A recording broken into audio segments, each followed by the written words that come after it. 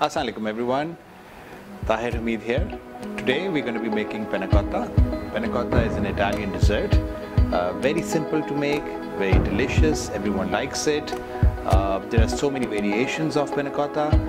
What we'll be doing is we'll be making a simple Panna Cotta, and then I'll tell you while we're cooking what are the different variations you can make while you're in your kitchen and you're replicating the recipe. To get started, we need ingredients which are very simple once again, minimal ingredients. You need cream, you need milk, you need sugar, you need gelatin, and you need vanilla essence. Those are the only ingredients that you will need, and then you need some sort of a garnish if you like to add some garnish on top of your Panna Cotta. It could be fruits, it could be chocolate, it could be caramel sauce, it could be anything that you want that you can add on top of the Panna Cotta. You could just simply have it on its own, right? So to get started, we just need to start cooking the ingredients, and I'll explain you how to do that. To start off with Panna Cotta, all you need is a pan on medium heat. What we'll do is we'll add our cream into the pan.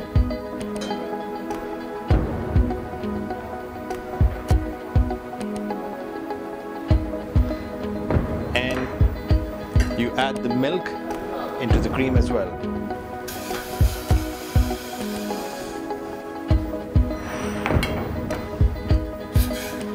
Mix it a little bit. And then we add our sugar,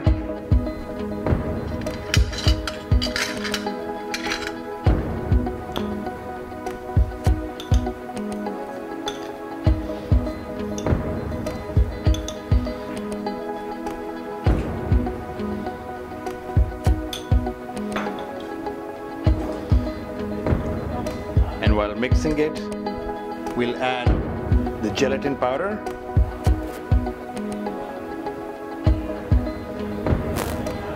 And then in the end, add your vanilla essence, or you can add vanilla if you want.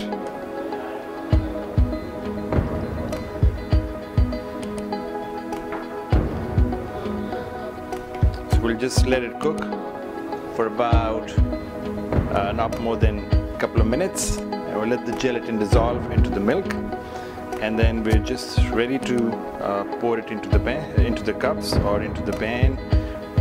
Into the serving dish, however you want to serve it.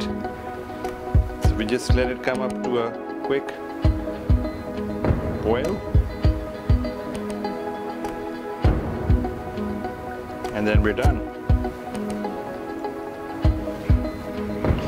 Now, while this is a simple recipe, but if you want to add different flavors into it, you can add chocolate into it and make chocolate Panna Cotta.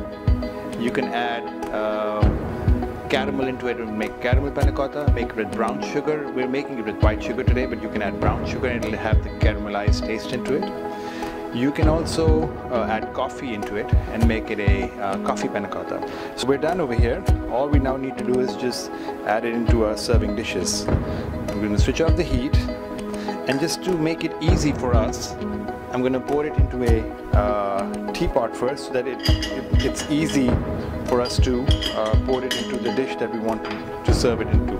And I'm going to sieve it, so that if there are any gelatin left in it, the sieve will hold it.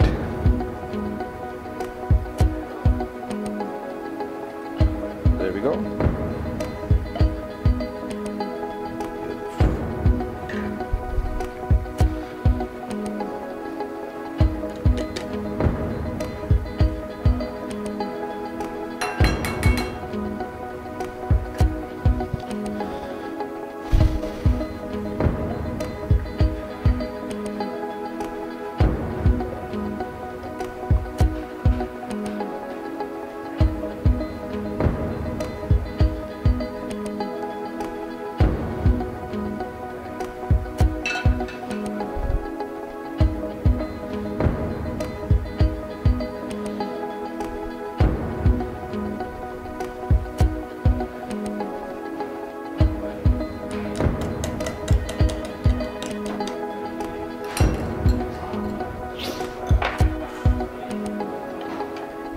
just going to taste it, see how it tastes.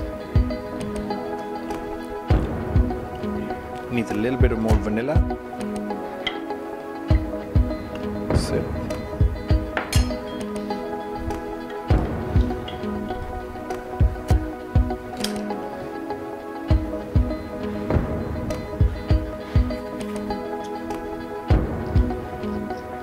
Okay.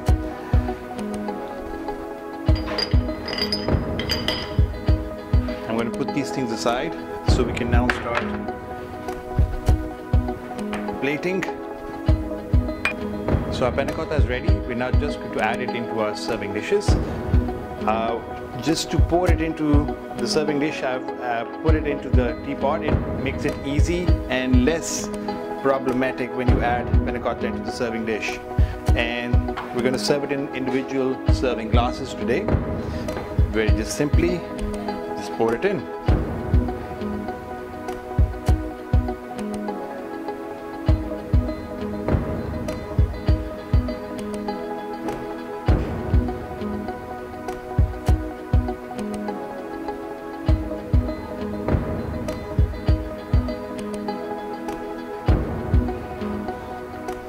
And it's really up to you. You can use smaller glasses, large glasses, bowls, ramekins, totally up to you.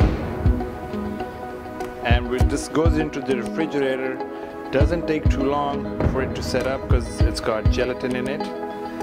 And then you're just ready to garnish it. It's as simple as that.